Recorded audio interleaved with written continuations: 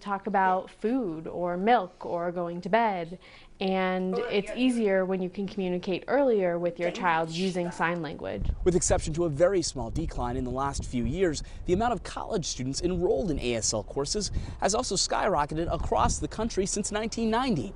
But you don't need to be an undergrad just to learn. The more access, the better. Some DC public schools teach the language. Meanwhile, 9-year-old Audrey and her mother, Jeannie Contardo, have been taking courses at a DC public library. I expected there to be just a handful of people, and every week the class grows. I just was interested in what we were doing. And they plan to keep learning as much as they can.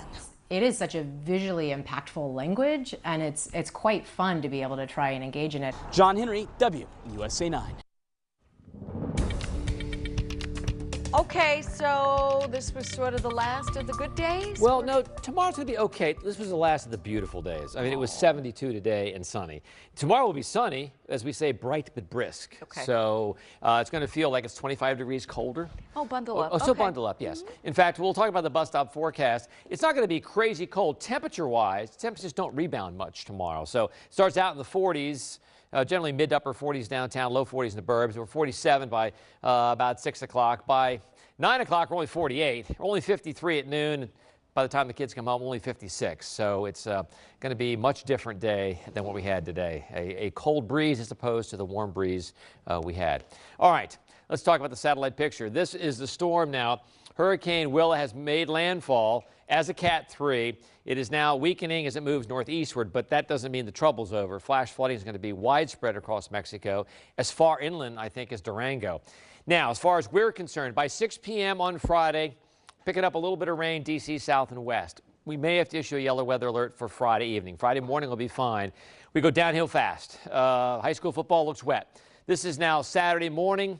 We're already getting close to ½ an inch to 3/4 of an inch, and then by Saturday evening, over an inch, and it keeps piling up. By Sunday morning, we're still looking at over an inch just about everywhere, and I think some of these numbers are actually low. We get into Sunday night, 1.52 in Hagerstown, over an inch downtown, and I think this is low down toward Richmond. I think it'll be probably closer to 1 to 2 inches there.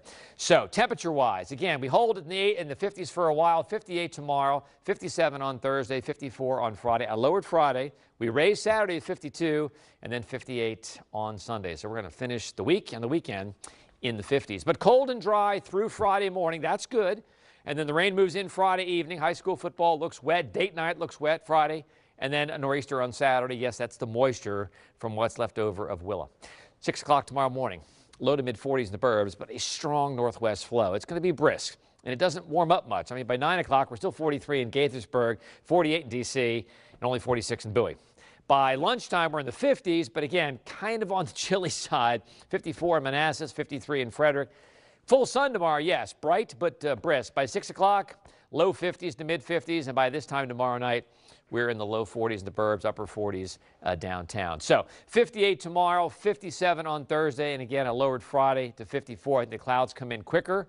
That will trap some of the cold air Thursday night. So everything else hasn't changed. Miserable for Howard's homecoming on Saturday, for the game in College Park. 52, cold rain. Showers continue into Sunday. That means the Marine Corps Marathon looks wet. Not quite as cold, 58. 60 with sunshine on Monday. Guess what? More showers and chilly next Tuesday. Highs low 50s. Boy, that sounds exciting. All right, so DJ Durkin has been kind of missing in action this season. Yeah, forecast not good for the Terps game this weekend, so we know a lot of students won't be there. We know DJ Durkin won't be there. He hasn't coached one football game all season long. So how much longer will he be on the bench, or will he be shown the door for good? We're getting a little closer to that answer. Stick around. When I first found out that I had cancer, I reacted like everybody else. Not incredibly brave, not incredibly afraid either. I learned that people that have been there can get you through it. I'm convinced we're all here to help one another.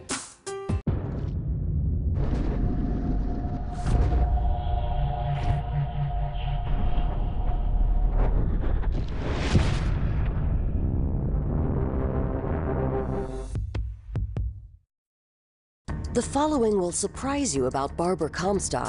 I think Roe versus Wade should be overturned and the states should decide it. That's right. Comstock supports taking away a woman's right to choose. She